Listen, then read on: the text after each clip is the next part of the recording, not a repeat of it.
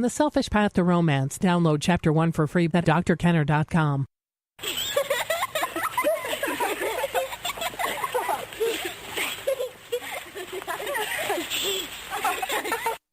Now, kids are absolutely wonderful. Don't you love the giggle of kids? And if they're your own children, it just puts such a smile on your face just to hear them smiling like that. Well, here's a question from a dad who seemingly loves his daughter and is close with her. And see what you think. Dear Dr. Kenner, I have been living... Oh, the question actually is from the dad's girlfriend. Dear Dr. Kenner, I've been living with my boyfriend Mike for 2 years now. His daughter Missy is 11 and a half years old, and he continues to go to bed with her until she falls asleep. He's an early riser, and he is tired by the time she goes to bed at 9 p.m., so he basically goes to sleep with her. He comes into our bed whenever he wakes up in the night. I am very upset about this, and I have voiced my concerns to him to no avail. I think it's completely wrong and abnormal. He is not giving her much room for independence, etc., to say the least. Diane.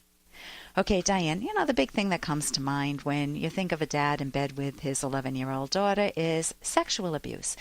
And I worked with so many victims of sexual abuse that I came across teenagers whose dads did just that. They got into bed and they were inappropriate, touching in places where they shouldn't have.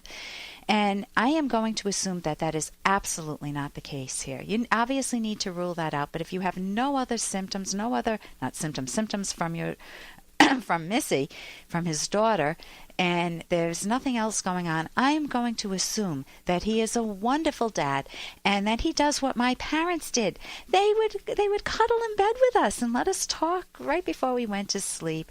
And then we could talk about the important things of the day. We could talk about what was bothering us, what we hoped we could do in the future, what our plans were. It was a wonderful time. It gave us a restful sleep. And my parents would stay in bed for 5 or 10 minutes. Maybe if we talked more, they would stay a little longer. Maybe they would snooze a little and then get up and leave. You know, I don't remember them doing that. I just remember them getting up and leaving. But that is totally loving. But what about at 11 and a half years old? Even if the dad doesn't have sexual desires, could it be that Missy is going to start developing them to feel some feelings because she's going through puberty or at the very beginning stages of that? So the question is, how do you reach your boyfriend, Mike? You said that you get very upset. You voice your concerns to no avail. Why are you not getting through to him? Why are the communication wires being cut? Well, let's look at 2 different approaches to addressing this issue with Mike. I think this is a communication problem more than a dad in bed with his daughter problem. So let's look at the first one. We're trying to figure out why he's not open to hearing your concerns and complaints. So imagine being Mike and see what goes through your mind. If me, I'll be Diane, I'll be you, approach the situation with my passion unleashed. Here's the scenario. I come up to you, Mike, and I say, Mike, this is perverted, this is revolting, this is absolutely disgusting. Missy has got to grow up. It's got sexual overtones, and you are totally abnormal for doing this. You're damaging your daughter. You're destroying Missy's independence. Dads don't sleep in their preteen daughters' beds. Do I have to get that through your head? What if she has sexual desires towards you? It's just creepy. It's totally embarrassing for me. You choose her over me. This is insanity. What's she going to say to her friends? I didn't get a good night's sleep last night because Daddy was taking up too much of my bed. Or I slept really well with my daddy beside me last night. And what do I say to my friends? Oh, I know we only have a full-size bed, but it's not a problem for me and Mike. He sleeps with his daughter most of the night. Okay, if you're Mike now, how do you feel? Are you thinking,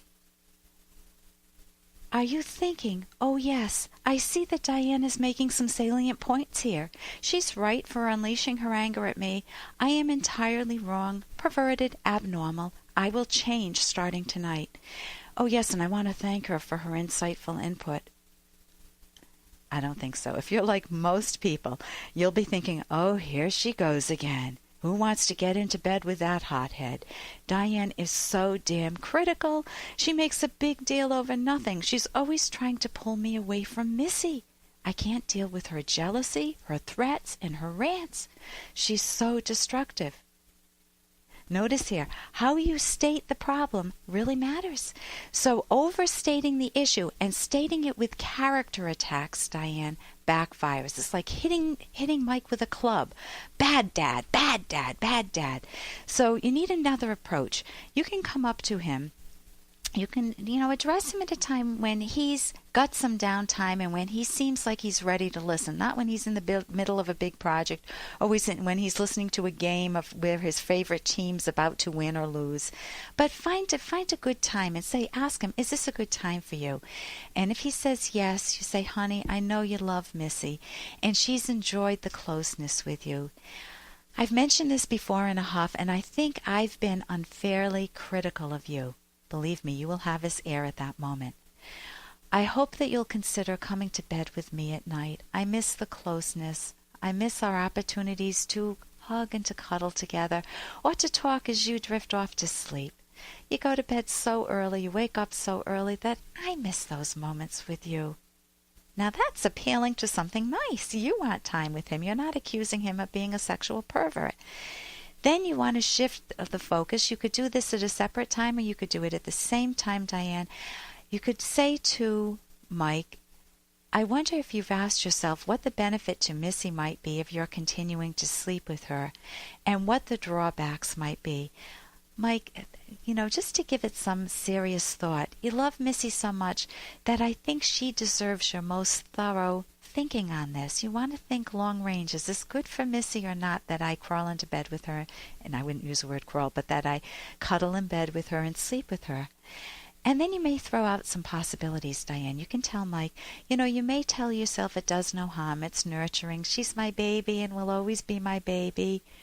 You may tell yourself, I'm not doing anything sexual. I'm just sleeping. What's wrong with that?